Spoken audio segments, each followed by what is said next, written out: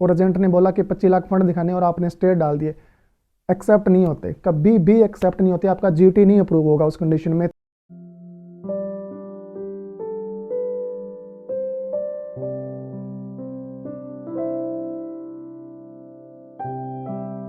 Hello everyone, this is Anil here and welcome back to my YouTube channel. तो आज मैं बात करूंगा स्टूडेंट वीज़ा रिजेक्शन होने के क्या क्या रीजंस होते हैं, क्या उसके कारणस होते हैं। तो अपने डिटेल में बात करेंगे कि आपका स्टूडेंट वीज़ा होता है तो वो क्यों रिजेक्ट हो जाता है और उसके पीछे क्या सिनेरियो होता है, और अगर आपको अपना वीज़ा रिजेक्ट नहीं करवाना तो आपको क्या करना पड़ेगा। जो मैं ये चीज़ें बताऊंगा, अगर आप ये चीज़ें अपनी फाइल जब अप्लाई करते हो उसमें अप्लाई करोगे, ये चीज़ें ध्यान में रखते हुए फाइल अप्लाई करोगे, तो क्या होगा, आपके जो वीज़ा रिजेक्ट होने के चांसेस हैं वो बहुत कम हो जाएंगे और वीज़ा ग्रांट होने के चांसेस हैं वो बहुत हाई होते हैं इस कंडीशन में। तो स्टार्ट करते हैं without wasting of time. But start करने से पहले अगर आप मेरे चैनल पे न्यू हैं तो प्लीज़ मेरे चैनल को लाइक कर देना, शेयर कर देना एंड सब्सक्राइब जरूर कर देना। तो बात करते हैं रीजन्स की। कुछ मेजर रीजन्स होते हैं जिनकी वजह से स्टूडेंट क्या है वो गलतियां कर लेता है और उनकी वजह से क्या उसका जो वीज़ा है वो रिजेक्ट हो जाता है। तो मैं बात करूं, सबसे बड़ा जो रीज़न होता है वो होता है आपके डॉक्यूमेंट्स, इलीगल डॉक्यूमेंट्स। जब स्टूडेंट कोई भी इलीगल डॉक्यूमेंट्स अप्लाई करता है अपनी फाइल में, तो उसमें क्या होता है, सबसे ज़्यादा चांसेस होते हैं कि आपका वीज़ा है वो रिजेक्ट हो जाता है।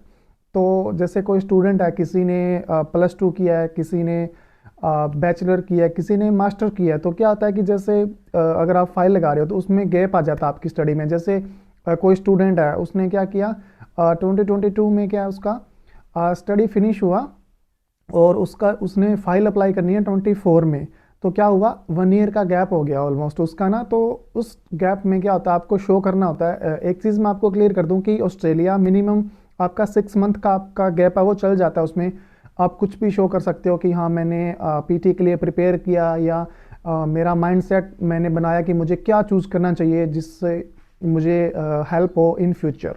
तो वो 6 मंथ का आपका चल जाता है। बट उस गैप को फिल करने के लिए क्या करते हो, आप कोई भी डॉक्यूमेंट अटैच कर देते हो। अपने को कोई भी सलाह देता है वहाँ पे इंडिया में कि एजेंट बोल देते हैं आपके, या कुछ भी आपको बोल देते हैं कि आप ऐसा करो कि कुछ भी फर्जी डिग्री बनवा लो, डिप्लोमा बनवा लो कंप्यूटर का, और यहाँ पे क्या आप इसके साथ अटैच कर देना, तो आपका जो गैप है वो फिल हो जाएगा और आपकी फाइल है वो निकल जाएगी। देखिए, इसमें 2 सिनेरियो होते हैं, निकलने को निकल भी सकती है और उनको पता चल गया तो फाइल नहीं निकलेगी। ओबियसली अगर आप बनवाओगे वो टोटली फर्जी होता है, वो इलीगल होगा। तो सारा सिस्टम ऑनलाइन है आज के टाइम में, तो सबसे बड़ा चीज़ तो वो ऑनलाइन चेक करेंगे, वेरिफिकेशन होता है। कोई भी आप डॉक्यूमेंट अपलोड करते हो अपनी फाइल में, जब सभी का क्या है वेरिफिकेशन होता है ऑनलाइन। तो ये सब चीज़ें हैं वो गलती आप मत किया करो कि कहीं से भी फर्जी डॉक्यूमेंट बनवा के। और स्टूडेंट करते क्या है कि जैसे कोई स्टूडेंट है, कोई पंजाब से है, किसी का रेजिडेंस पंजाब में है और वो अपना क्या गैप फिल करने के लिए डिग्री बनवाता है यूपी से, बिकॉज वहाँ पे सस्ती बनती है। तो ये भी एक कॉमन सेंस की बात है कि आपने अपनी लाइफ के 25 साल जो पंजाब में निकाल दिए और आप अपनी सिर्फ 1 ईयर का कोर्स करने के लिए यूपी गए इतनी दूर। जब आपका माइंड सेट हो गया कि मैंने जाना है, तो अगर आपने +2 कर ली या आपने बैचलर कर ली, तो उसके बाद अपने कोई भी जो आपका फील्ड है उसमें कोई एक्सपीरियंस ले लो। जैसे अगर कोई नर्सिंग है तो वो हॉस्पिटल में डॉक्यूमेंट लगा दो, या कोई आईटी लाइन से है, कोई कुछ भी एग्रीकल्चर लाइन से, तो उस रिलीवेंट फील्ड से क्या आप क्या अपना एक्सपीरियंस उसमें ले लो, तो आपको कल को प्रॉब्लम ही नहीं होगी डॉक्यूमेंट्स करने में। तो इसमें अलग अलग सिनेरी होता है कि कुछ स्टूडेंट्स होते हैं वो एक्सपीरियंस बनवाते हैं। जैसे किसी ने बैचलर किया हुआ है तो उसके बाद जैसे नर्सिंग की हुई है, तो वो क्या करता है, उसका गैप फिल करने के लिए वो बंदे साल का 2 साल का गैप फिल करने के लिए बना देते हैं एक्सपीरियंस। तो आपको एक चीज़ ये भी पता होना चाहिए कि ये ऑनलाइन का अभी जो है ज़माना है, और ऑनलाइन के टाइम में सभी कुछ चेक होता है। तो उसमें क्या होता है, एक्सपीरियंस तो चलो आपका बन गया और उसमें आपको क्या है वो पे स्लिप बना के दे देते हैं। बट वो पे स्लिप है वो वेरीफाई नहीं होती, वो ऑनलाइन वेरीफाई करते हैं अकाउंट को कि आपका वो लीगल है या नहीं है, वैलिड है या नहीं है। तो कोई भी डॉक्यूमेंट है वो फर्जी मत लगाओ, चाहिए आपका डिप्लोमा है, चाहिए आपकी डिग्री है, या कुछ भी है। एक गलती की वजह से आपके बहुत बड़ा नुकसान हो सकता है, तो ऐसी गलतियां मत किया करो। डॉक्यूमेंट्स इलीगल नहीं लगाने हैं जिसकी वजह से आपका जो वीज़ा का रिजेक्शन के चांसेस होते हैं वो बहुत हाई हो जाते हैं। तो ऐसी गलती मत किया करो। देन मैं बात करूं उसके बाद सेकंड वन की, तो सेकंड वन ये है कि आपका जो पीटी का स्कोर है वो वैलिड है या नहीं है। देखिए इसमें मैं ये बता रहा हूँ, क्यों बता रहा हूँ, ओबियसली आप अप्लाई करोगे तो उसमें वैलिड होगा तभी करोगे, बट कुछ स्टूडेंट क्या होते हैं, जैसे मैंने पीटी किया अभी, तो मैंने पीटी आइल्स मेरा जो भी किया और मैं 1 साल सोचने में लगा देता हूँ कि मैं कहाँ से फाइल लगाऊँ, डॉक्यूमेंटेशन प्रिपेयर करने में टाइम निकल जाता है, इट्स ए नॉर्मल थिंग। तो उस ड्यूरेशन में क्या होता है, आपके जैसे जो पीटी का स्कोर था उसका ओनली 6 मंथ आपका जो है वो रहा, 6 मंथ मतलब आपका टाइमिंग रहा है आपके स्कोर का, और आप फाइल अप्लाई करते हो तो 6 मंथ ऑस्ट्रेलिया फाइल क्लियर करने में ईजिली ले लेता है। तो जब आपकी फाइल एम्बेसी में जाएगी तब तक आपका स्कोर नियर बाय एक्सपायर होने को आएगा, लाइक 1 मंथ 2 मंथ स्टिल उसका पेंडिंग है, और आपका जो स्कोर है वो क्या है, उसका एंड डेट नियर बाय है। तो उस कंडीशन में क्या होगा, इमिग्रेशन ऑफिसर ओबियसली आपका वीज़ा रिजेक्ट करेगा, बिकॉज आपका स्कोर है वो अप टू डेट नहीं है, आपका जो ऑलमोस्ट ऑलमोस्ट वो एक्सपायर होने को आ रहा है। उनके पास, इमिग्रेशन मिनिस्टर के पास या इमिग्रेशन आप जो भी कह लो, उनके पास बहुत फाइलें होती है, तो उनके पास इतना टाइम नहीं होता कि वो लाइक आपकी फ़ाइल को पेंडिंग पे या होल्ड पे डाल दे कि हाँ अगर इस बच्चे का ये डॉक्यूमेंट है या कुछ और पीटी है तो हम उसको मेल करें, या तो उनका क्या अभी आपको भी पता होगा एआई सिस्टम चलता है ऑनलाइन, तो वो क्या होता है वो असेस करते हैं ऑनलाइन, अगर वो सही है तो सही है, नहीं तो वो रिजेक्ट कर देते हैं। आपने देखा भी होगा अभी कुछ स्टूडेंट ऐसे होते हैं वो अप्लाई करते हैं फाइल और उनका विद इन 1 मिनट वीज़ा आ जाता है। तो क्यों आ जाता है वो सिर्फ ऑनलाइन सिस्टम है, कंप्यूटर सिस्टम है, फाइल वो एक्सेस करता है कंप्यूटर, और अगर उसको जेन्युइन लगता है तो वो वीज़ा दे देता है, अगर उसको नहीं लगेगा तो वो 1 सेकंड में रिजेक्ट भी कर देगा। तो ये सब गलतियां मत किया करो। अगर आपको लग रहा है कि मेरा स्कोर एक्सपायर होने को आ रहा है तो कुछ नहीं लगना, 10-15 हज़ार और लग जाने हैं, बट स्कोर को अपडेट कर दो कि उसकी वजह से आपका रिजेक्शन ना होए। देन मैं बात करूं थर्ड वन, तो उसके बाद जो मेन चीज़ है वो है आपका जीटीई इंटरव्यू। आपको भी पता है कि जेन्युइन टेम्परेरी एंट्रेंस जो आपका एक इंटरव्यू कंडक्ट करती है, आज के टाइम तो ये नॉर्मल सी बात है कि सभी यूनिवर्सिटीज़ है वो इंटरव्यूज़ ले रही हैं।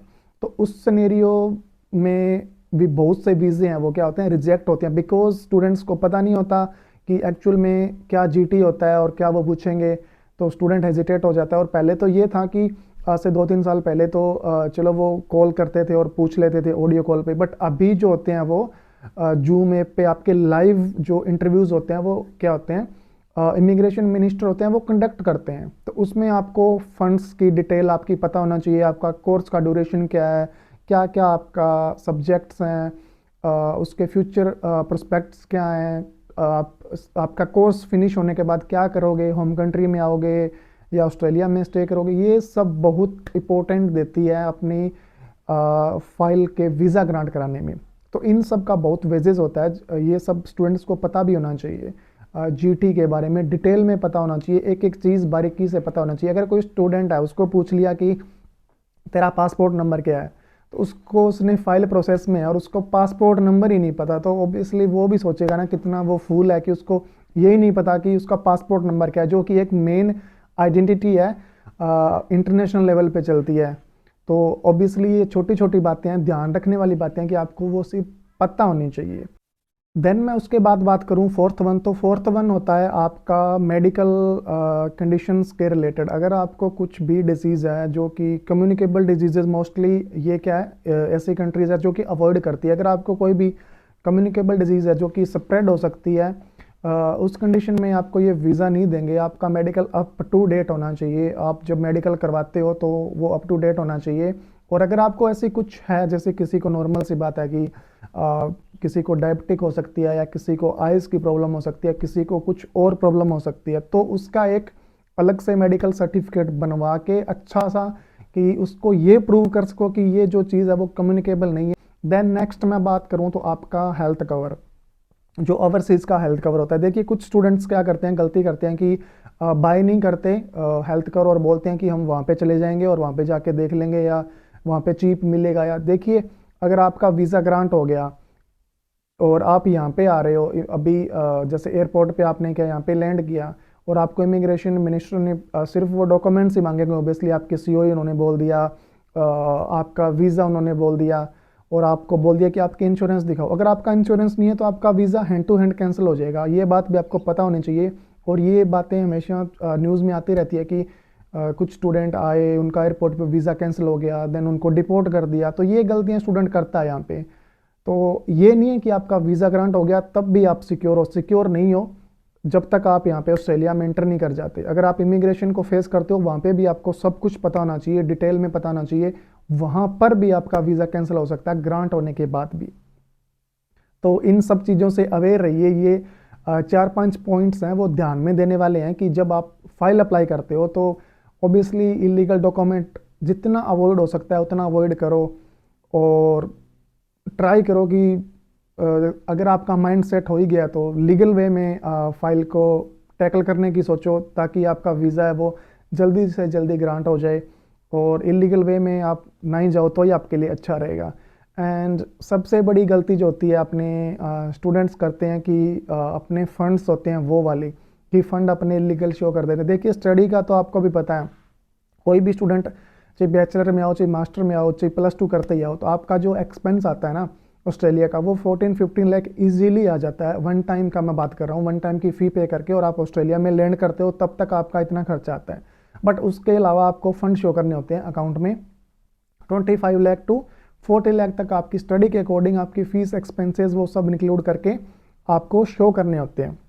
तो वो क्या होता है, सभी के पास नहीं होते। मैं मानता हूँ कि 100 में से ओनली 20% स्टूडेंट भी नहीं होंगे जो कि खुद के फंड शो करते हैं। तो अगर फंड शो चलो कर भी रहे हैं कोई, तो उनको पता नहीं होता कि कैसे शो करने हैं, उनको ये नहीं पता होता कि ITR क्या होती है, ITR कैसे पे की जाती है, कैसे मैं मेरी जो सेविंग्स है उसको मैंने रिप्रेजेंट करना ऑफिसर के सामने। तो ये सब बातें भी आपको पता होनी चाहिए। अगर आप अपनी फ़ंड खुद ये सोच रहे हो कि मैंने खुद से मेरा फ़ंड है वो शो करना है, तो पहले ही आपकी जो स्टेटमेंट है बैंक की जो स्टेटमेंट है वो मेंटेन कर करके, ये नहीं है कि आपने अकाउंट में जैसे आपका वीज़ा आपको लॉन्च करना है और एजेंट ने बोला कि 25 लाख फंड दिखाने और आपने स्टेट डाल दिए, एक्सेप्ट नहीं होते, कभी भी एक्सेप्ट नहीं होते। आपका GT नहीं अप्रूव होगा उस कंडीशन में। तो वो ये देखते हैं कि एटलीस्ट आपके 6 मंथ के जो फंड्स हैं वो मेंटेन होने चाहिए, उनकी अकाउंट स्टेटमेंट चलती है, और आपका एटलीस्ट मिनिमम 2 साल का जो ITR है वो लगता है। और बात रही इलीगल फंड्स की, तो मैं समझ सकता हूँ कि एक मिडिल क्लास फैमिली के लिए इजी नहीं होता ये चीज़ कि वो 25-30 लाख रुपए शो कर दे अकाउंट में। बट अगर आप शो कर भी रहे हो तो उसको भी पूरे ऐसे ट्रीट करना है कि जैसे आप पूरे लीगल वे में शो कर रहे हो। जैसे उसकी प्रॉपर आपको नॉलेज होनी चाहिए कि किसके अकाउंट में शो किए हैं, किसका नाम है, कौन से बैंक में किए हैं, कितनी अमाउंट शो की है, आपको कौन स्पॉन्सर कर रहा है।